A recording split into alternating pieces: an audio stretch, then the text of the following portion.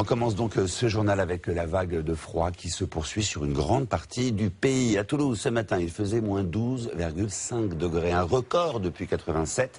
Moins 16 à Blois, moins 19 à Aubusson. Météo France maintient sa vigilance orange grand froid sur 52 départements et a placé 3 autres départements en vigilance neige et verglas. Dès demain matin, les premières chutes toucheront la Haute-Corse, le Var puis les Bouches-du-Rhône.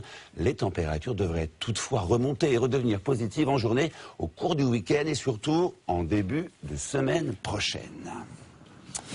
En attendant, les collectivités ont de plus en plus de mal à chauffer correctement les locaux, notamment certaines écoles. Les municipalités doivent s'organiser pour continuer à accueillir les enfants. Reportage Jean-Claude Frédier, Marc Pierronnet et Irène Candel. Manteau obligatoire en classe depuis lundi pour les élèves de cette école de Gonesse. Panne de chauffage et problème d'isolation. À l'intérieur, la température ne dépasse pas les 13 degrés. On demande aux familles de garder leurs enfants s'ils le peuvent. On garde ceux qui viennent sans leurs parents et on les met dans une salle avec des chauffages d'appoint. Seul un tiers des 175 élèves sont restés chez eux car bon nombre de parents n'avaient pas d'autre solution pour garder leurs enfants. Je m'en vais, moi. Ah ouais, faut que j'aille bosser, moi. Des chauffages supplémentaires devaient être installés dans la journée.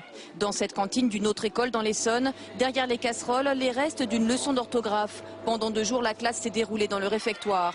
Pour cause de travaux, l'école était installée dans ses préfabriqués depuis septembre. Voilà, il fait plus 3 maintenant. Ce matin, dans cette salle, il faisait moins 3. La municipalité a renoncé à chauffer. La nuit dernière, il a fait jusqu'à moins 9 à l'extérieur.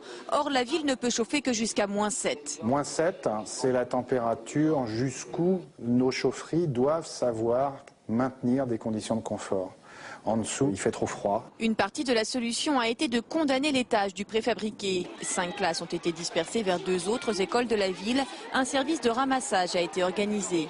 5 classes ont été maintenues dans la partie basse. Mais ici, dans les sanitaires, l'eau doit couler en permanence pour éviter qu'elle ne gèle dans les tuyaux car alors, il faudrait fermer tous les bâtiments.